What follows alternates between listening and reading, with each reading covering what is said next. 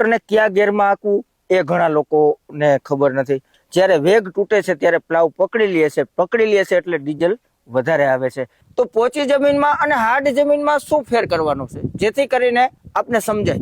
તો મિત્રો આજે આપણે લેવલ પટ્ટીથી સવડાનું જેમ કે પ્લાવનું આજે સેટિંગ કરવાનું છે. જેમ કે ચારે ચાર પ્લાવ આપણે ઘણી વખત લોકો કહેતા હોય છે કે જાવામાં બરાબર હાલે છે, આવવામાં બરાબર નથી હાલતા. તો તેના માટે આજે સોલ્યુશન કે પેલા આપણા પ્લાવ કેટલા સેટિંગ છે ને એ આપણે કેમ જાણવું. જેમ કે લેવલ પટ્ટી એટલે આ કોઈનું મોઢું રાખે નહીં, જેવું હશે એવું સત્ય આ બતાવશે. બીજા નંબરમાં કે આપને ખબર પડે કે આપણા પ્લાવ કેટલા હુતેર છે, તેમજ આનોથી આપણે બધું સેટિંગ કરી શકીએ XYZ. એટલે આ વિડીયોમાં જે લોકો નવા અનુભવ છે ટ્રેક્ટરના, કે જેને પ્લાવ હાંકતા ખરેખર આમ ઓછું ફાવે છે, અનુભવ નથી, તો તેના માટે આ ઉપયોગી વિડીયો રહેવાનો છે. તેને છેલ્લે સુધી સ્કીપ કર્યા વિના સમજવાનો રહેશે.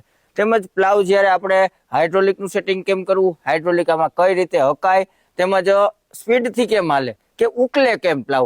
બીજા નંબરમાં એક ખાસ એવો મુદ્દો છે કે હાર્ડ જમીનમાં બેહાડવા હોય આપણે પ્લાવ, તો ઘણા લોકો એવું બને છે કે ઘણા એવા પડા ભૂટકે કે બહુ હાર્ડ જમીન છે, તો ત્યાંથી ટ્રેક્ટર વાળા પાછા આવતા રહીએ છે કે ભાઈ ત્યાં પ્લાવ આપણા બેઠા નહીં, અને એ કે વજન વાળા પ્લાવની વધારે જરૂર પડશે. જેમ કે આપણે તો 540 કિલોના પ્લાવ છે એટલે હેવી છે, વજન વાળા છે, પણ જેને ફોરા પ્લાવ છે એ લોકો પણ હાર્ડ જમીનમાં કઈ રીતે હલાવી શકશે. તો આ મુદ્દા વાળો વિડીયો છે અને ખેડૂતોને ખાસ ઉપયોગી છે. આપણે તમારો સમય બગાડ્યા વિના હું વિડીયોની શરૂઆત કરું. જે એન્જિનિયર પાસે હોય બાંધકામના, અને એનો ઉપયોગ આપણે ટ્રેક્ટરમાં પણ લઈ છીએ, અને આના પણ આપણે ઘણા વિડીયો બનાવ્યા છે કે ઓજાર કેવી રીતના લેવલ છે કે નહીં એ આપણે નક્કી થાય. તો સૌ પ્રથમ આપણે આપણા ટ્રેક્ટરના બંને ટાયર લેવલ જગ્યામાં, ભાઈ અહીંયા આવીને બતાવી દેજો નજીકથી, તો અહીંયા જે પાણીનું એર છે એ વચ્ચોવચ્ચ રહેવું જોઈએ. આપણે બાવડા ચેક કરવા છે, તમે જોવો છો ભાઈ, નજીકથી બતાવી દેજો. તો તમે આ જોવો છો કે એર જે વચ્ચોવચ્ચ છે અત્યારે આપણું ટ્રેક્ટર લેવલમાં છે, બરાબર છે. હવે આપણું પ્લાવ કેટલું લેવલમાં છે તે જોવાનું છે. આપણું ટ્રેક્ટર તો અત્યારે લેવલ જગ્યા ઉપર છે. હવે આપણે પ્લાવ જોઈએ તો આ પ્લાવનું એક ગડર છે, તો એ પણ તમે જોવો છો કે એર વચ્ચોવચ્ચ છે, જેમ કે લેવલ જગ્યામાં છે. તો આ પણ તમે જોવો છો કે એક લેવલ જગ્યામાં છે. નોર્મલ માઇનોર ફેર છે જેમ કે બાવડાનું.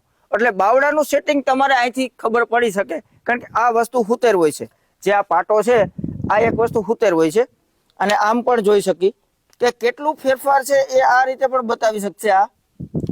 હવે આપણે આ વસ્તુ સમજી ગયા છો કે આને ચેક કરવા માટે શું કરવાનું. બાવડા આપણા સેટિંગ છે. હવે આપણે બંને સાઈડ જે આ બોલ્ટનું સેટિંગ ઘણા લોકોને મગજમાં નથી બેસતું કે આ વસ્તુ આખી છે શું, નક્કી કરવું અઘરું પડે છે.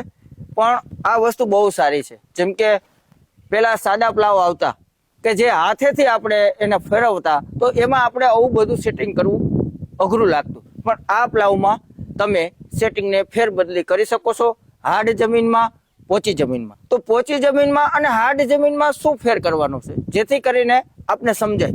હાલેલી સાઈડ આપણે નમતું કરી, જેમ આપણે જે બાજુથી પ્લાવ મૂક્યા જે સેટેથી એ બાજુ પ્લાવને નમતા કરી એટલે પ્લાવ વધારે જગ્યા લેશે અને એ પોચી જગ્યામાં કામ આપશે. જેટલું રોંગ સાઈડ એટલે કે જે ખેડવાનું બાકી છે પડવું એ સાઈડ નમતા કરશું. એટલે સેટેથી બતાવો. આ અત્યારે તમે પ્લાવ જોવો છો, આ પ્લાવ ચાલુમાં આમ નમતા રહેશે, આ ઊંડી ખેડ કરશે અને હાર્ડ જમીનમાં બેસે. આ પ્લાવ સામેની સાઈડ નમતા થાય એટલે એ જગ્યા વધારે લેશે, પોચી જમીનમાં એ કામ આપશે. હવે આનું સેટિંગ આપણે બરાબર ચારે ચાર પ્લાવ છે તો કઈ રીતે કરવું. તો કે ટોપલીન તો સેવા કરારની તમને સમજાય જ જાય કે ભાઈ આગળનું સૌડું પ્લાવ ઓછું બેસે છે, પાછળનું વધારે બેસે છે, એટલે બે આટા ટૂંકી લાંબી તમારી જરૂરિયાત મુજબ તમે કરી શકો છો. પણ હવે એક સાઈડ વધારે પ્લાવ કામ આપે, એક સાઈડ ઓછી આપે. જેમ કે એક સાઈડ આ બાજુ નમતું રહેતું હોય, ઓલી સાઈડ ઓલી બાજુ નમતું રહેતું હોય, તો હવે આ પટ્ટીનો ખાસ આપણે ઉપયોગ કરવા જઈ રહ્યા છીએ. તો એ કઈ રીતે, તો મિત્રો જે બોલનું સેટિંગ કરવાનું છે, ખાસ આપણે જે આગળના બોલનું સેટિંગ કરવા માટે આ આપણે માપપટ્ટીનો ઉપયોગ કરી છીએ. હવે આપણે આને જોઈ કેટલા સેન્ટીમીટર આનાથી આ દૂર રહે છે. જેમ કે અહીંયા આનો લેવલનો પોઈન્ટ છે, તો અહીંયા 20 સેન્ટીમીટર છેટું રહે છે. આ 20 સેન્ટીમીટર અહીંયા દૂર છે, બરાબર છે. હવે ફેરવી નાખો ભાગ. હવે આ બાજુ જોવાનું છે, તો અહીંયા પણ તમે જોઈ શકો છો કે 20 સેન્ટીમીટરનો દૂર છે. એટલે આપણા પ્લાવ કમ્પ્લીટ લેવલમાં આવી ગયા છે. બંને સાઈડ હરખે હરખા છે હવે તમારે બોલ્ટ જે છે જેનું સેટિંગ, હવે તમે આ બે સેટિંગના બોલ જોવો છો, જેમ કે આમાં આટા આપણે વધારે ચડાવવા પડ્યા, આમાં ઓછા ચડાવવા પડ્યા. હવે આ બોલ્ટનું સેટિંગ છે આપણે ભવિષ્યમાં વારંવાર આવી રીતનું સેટિંગ કરવાનું હોતું નથી. જેમ કે આ બોલ્ટનું હવે અહીંયા અડધો આટો આપણે ચડાવ્યો તો અહીંયા અડધો આટો જ ચડાવવાનો. જે તમારે મેં તમને કીધું એમ કે હાર્ડ જમીનમાં પ્લાવને નમાવા છે તો એ રીતે સેટિંગ કરવાનું. થોડી જમીનમાં પ્લાવને નમાવા છે તો બે બોલ્ટને હાઈરે અડધો આટો આપણે એને ટાઈટ કર્યા તો આ બાજુ અડધો આટો, ઓલી બાજુ અડધો આટો. બરાબર છે? આ વસ્તુ ખાસ ધ્યાન રાખવાની છે. હવે આપણે જઈ જ્યાં આપણે પ્લાવ આંકવાના છે અને કેવું સેટિંગ છે તે ખાસ વિડીયોમાં જોઈ.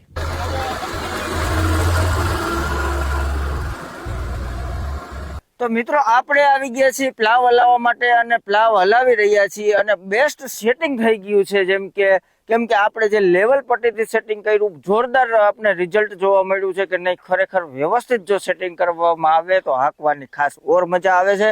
હવે આપણે વાત કરી તો હાઇડ્રોલિકની, આપણે વાત કરી તો હાઇડ્રોલિક આપણે જેમ વાત કરી હતી એમ લટકાડીને હાંકવાની વસ્તુ છે અને સેટિંગ એ જ રીતે તમારે હાઇડ્રોલિક ઉપર હાથ રાખવાનો છે. અને હવે સીધું આંકવાની વાત કરી તો 3 પ્રકારની જમીન હોય, જેમ કે હાંધાવાળી જમીન હોય એટલે તમારે વધઘટ પ્લાવ બેહે અથવા હાર્ડ પોચી જગ્યા આવે તો પ્લાવ આઘા પાછું થઈ શકે છે, તો એ પણ વાંકા ચૂકું થઈ શકે છે. તો એને સીધું કરવા માટે આપણે આગળ નજર રાખી અને જ્યારે ખેડલની રોંગ સાઈડ હોય વળાંક તો તમે જોવો છો તો ત્યારે આપણે જે આગળનું ટાયર છે એની પારી ઉપર લઈ લેવાનું છે અને આપણે સીધું જોઈ નાખવાનું છે. અને ત્યારે પ્લાવને બેસાડવું પડે છે, કારણ કે મોટું ટાયર આ પાહ ઉપર ચડવામાં આવે ટ્રેક્ટર સીધું થાય એટલે તમારે જોવાનું છે કે હાઇડ્રોલિક બેસાડવી પડશે. એટલે હાઇડ્રોલિક ઉપર ખાસ કરીને નજર રાખવી પડે છે. એટલે તમે આગળ જોવો છો એક વળાંક થઈ ચૂક્યો છે તો એને આપણે આ ટાયર એની ઉપર ચડાવી અને સીધું જ આંકશું એવી કોશિશ રાખશું, ત્યારે હાઇડ્રોલિકને નીચે બેહાડશું. હવે આપણે આજે અરાઈસની વાત કરી તો આપણે આમાં આ 52 HP માં 540 કિલોનું પ્લાવ લીધું છે. જેમ કે આપણે 55 કે 60 HP નું ટ્રેક્ટર લેવું હોય તો આપણે વાત કરી હતી કે અહીંયા આ 12ની ગાડી છે, અહીંયા જે જગ્યા છે આની 12ની છે, આપણે અહીંયા 14 ની કરી શકીએ. પ્લસ અહીંયા બ્લેડુના ખાંચા પણ મોટા છે કે 16ની બ્લેડુ છે અને આપણે 18ની કરી શકીએ છીએ. એટલે આ પ્લાવમાં આપણે કોઈ પણ ફેરફાર કરવો હોય, મોટા HP નું ટ્રેક્ટર લેવું હોય તો આ એકને એક પ્લાવ આપણે આજીવન હાલશે. અરાઈસની ખાસિયત એ છે કે એક તો હુતેરા લે છે, વજનવાળું પ્લાવ છે અને જે સરેડો થાય છે એ ચોખ્ખો થાય છે. એટલે ટ્રેક્ટરને હાલવામાં પણ પાછું ટાયરમાં ઢેફા પડી જાય તો ટ્રેક્ટર ઊભું રહી જાય છે, જેથી કરીને ટ્રેક્ટરની ગતિ નથી ઘટતી, વીઘા ઉકલે છે, કલાકો નથી થતી, ડીઝલની બચત થાય છે. એટલે હેવી પ્લાવ અને સારું પ્લાવ ખરીદો અરાઈસનું. અરાઈસના કોન્ટેક્ટ નંબર જેમ કે ખોડિયાર એજન્સી ધારી, જ્યાં ખૂબ મોટું વેચાણ કરવામાં આવે છે, પરેશભાઈ ગજેરા, અને અરાઈસ કંપનીના નંબર પણ હું તમને ડિસ્પ્લે કરું છું. આ વિડીયો ખેડૂતો માટે ખાસ ઉપયોગી છે. તમને આજે એવી વાત કરવા માંગુ છું કે જે લોકો પ્લાવમાં ટ્રેક્ટર વધારે ચલાવે છે, એટલે કે જેને મોટું ટ્રેક્ટર છે 50 થી 55 HP નું અને જ્યાં જગ્યામાં વધુ પ્લાવ હાલે છે, જેમ કે જાજા વીઘા કાઢવાના હોય છે, તો એને પાણી ભરી લેવું ટાયરમાં. પાણી ભરવાથી શું ફાયદો થશે? એક તો વજન થયું, જે સાઈડ બહારની છે એ ટાયર સ્લીપ મારતું બંધ થયું, એની ઉપર વજન રહ્યો. અને એક ટ્રેક્ટરનો વેગ છે, તમે સમજી શકતા હોય તો કે આટલા ટાયરમાં પાણી ભરેલું છે, આટલા ટાયરમાં, બરાબર છે, અહીંયા સુધી આનું પાણી છે. એટલે આ ટાયર ફરે છે આ ટાયર, એટલે પાણી ભેગું ધક્કો મારે છે. આ પાણી આમ લહતું હોય અંદર આ પાણીનો માજો, આ ટાયર ફરતું હોય, માજો હોય. હવે અહીંયા આગળ ઢેફું આવ્યું કે કડક જગ્યા આવી, પ્લાવ પકડે છે તો એ પાણીનો માજો વજન છે ને આગળ જાય. ટ્રેક્ટર ઊભું રહેવાનું થાય ને તો વજન આગળ જાય એટલે એ ટાયરને ફરજિયાત ફરવું પડે છે. આ એક લોડિંગ વ્હીલની જેમ કામ કરે છે, જે ટ્રેક્ટર જ્યારે પાછું પડે ત્યારે એને ધક્કો મારી દે છે પાણીની મદદથી. એટલે તમારું ટ્રેક્ટર બેલેન્સિંગથી હાલશે એટલે તમને ટ્રેક્ટર રાખવાની ખાસ મજા આવશે. આજે આમાં ટાયર સ્લીપ નથી મારતા તો તમને એક માનસિક કંટાળો પણ નથી આવતો. એટલે ખાસ લોકો જે છે એ આટલું પાણી ભરી લે, આખું અડધું નહીં, અડધાથી સેજ નીચે, એટલે કે 40% પાણી ભરી શકો, 40% અને 60% ટાયરમાં એર ભરી શકો. 40%માં આપણે મજા આવે છે. ખાસ કરીને આગળના ટાયર પણ જો ફોરા પડતા હોય અને પ્લાવ વજનવાળા હોય ને અત્યારે ફોરા પડતા હોય તો આગળના જે ટાયર નાના છે એમાં પણ 30% જેટલું પાણી ભરી લેવું જોઈએ. બહુ મજા આવશે તમને. 750 હોળના વાંદરા હોય, આગળ થોડુંક પાણી ભરી લ્યો એટલે પ્લાવમાં એ ટાયર જમીનને ચોટશે, એટલે તમારા વાંકા ચૂકા પણ નહીં હાલે, તમારે કાયદેસર ખેતી કરવાની તમને મજા આવશે. અને પ્લાવ મિત્રો કલાકે 1 વીઘો પ્લાવ નીકળે ને, 16 ગુઠાનો વીઘો, અને 1 કલાકે નીકળે ને, એટલે કાયદેસર એ પ્લાવ હાલતું હોય છે. પછી પોચી જગ્યા બહુ લાંબો સા તો 1.25 વીઘો પણ નીકળી શકે છે, વીઘા ઉપર પણ જાય છે. પણ ક્યારેક હાર્ડ જમીન આવે તો વીઘાની અંદર પણ રહે છે. આ કલાકનો રાઈસ છે, 1.25 વીઘો પણ નીકળી શકે છે. એટલે ખાસ તમારે આ રીતે પ્લાવ હાંકવા. જેમ તમને કીધું એમ એક મહત્વની છે ધૂળ થપ્પો થવો. જ્યારે વધારે વણાક થાય ત્યારે વણાકને કાપી નાખવો અને એક હરખું પ્લાવ હાંકવું, વધઘટ નહીં બેહાડવું, લટકતી હાઇડ્રોલિકથી હાંકવું. આ એક પ્લાવની ખાસ થિયરી છે. હવે તમને મહત્વપૂર્ણ ટ્રેક્ટરની બધી વાતો કીધી, પછી ટ્રેક્ટરને કયા ગેરમાં હાંકવું એ ઘણા લોકોને ખબર નથી. આજે આ ટ્રેક્ટરમાં ફર્સ્ટ એટલે કે પહેલો ગેર ધીમી સ્પીડ છે, તો અમારે આમાં પહેલા ગેરમાં પ્લાવ હાલે છે, પણ જનરલી લો ત્રીજામાં અને લો ચોથામાં પ્લાવ હાલતા હોય છે. ખેડૂતોને બીજું કહી દઉં કે ઘણા મિત્રો એવું છે કે લીવર દેવાથી બીવે છે, એટલે આના 12 થી 13 આરપીએમ પ્લાવમાં કાયદેસર લો મારી અને 13 આરપીએમ જો લોકો પ્લાવ હાંકશે, એને ડીઝલની બચત થશે, પ્લાવ ઉકેલ દેશે અને ટાયર પણ સ્લીપ મારતા બંધ થઈ જશે. અને જે એનો વેગ છે એ વેગ ક્યારેય તૂટે નહીં. જ્યારે વેગ તૂટે છે ત્યારે પ્લાવ પકડી લે છે એટલે ડીઝલ વધારે આવે છે. લીવર દેવાથી ડીઝલ આવતું નથી. અને તમારે ખાસ એક સાયલેન્સર ઉપર તમારો મગજ સેટ થવો જોઈએ. આમાં મ્યુઝિક સિસ્ટમ જે લોકો નવાણિયા છે એ લોકો ન હાકે, કેમ કે મ્યુઝિક સિસ્ટમથી ડીઝલ વધારે આવશે. જે લોકો અત્યારે આવનારો વિડીયો જોવે છે એને ખાસ ભલામણ કે 4 વ્હીલ કાર હોય તોય ભલે અને ટ્રેક્ટર હોય તોય ભલે, જે લોકો મ્યુઝિક સિસ્ટમ સાથે હાંકશે એને હંમેશા ડીઝલ એવરેજ ઓછી આવશે. કારણ કે જે એ સાયલેન્સરનો અવાજ છે, જે દાબ આવે છે, ત્યારે તમને અનુભવ થાય કે ટ્રેક્ટર દબાણું, ત્યારે ઓટોમેટિક તમારી હાઇડ્રોલિકના હાથ ઉપર હોય એટલે એ ઉપડી જતી હોય છે, ટ્રેક્ટરને દબાવવા નથી દેતું. જ્યારે મ્યુઝિક સિસ્ટમ ચાલુ હોય ત્યારે એ વસ્તુ આપણે ખબર નથી પડતી. ટ્રેક્ટર જ્યારે હાવ ઊભું રહી જાય ત્યારે આપણે હાઇડ્રોલિકને ઉપાડી છે, ત્યારે વાર લાગી જાય છે. સેકન્ડના ભાગ કરતાં પણ ઓછી જગ્યામાં જ્યારે સાયલેન્સરના અવાજ ઉપર ટ્રેક્ટર રાખવામાં આવે તો કાયમ માટે બેસ્ટ રિઝલ્ટ મળશે. અને જે ખેડૂતો, જે ટ્રેક્ટરના ડ્રાઈવરો છે એ નવા જે શીખે છે એને ખાસ કે મ્યુઝિક સિસ્ટમનો ઉપયોગ ન કરવો જોઈએ.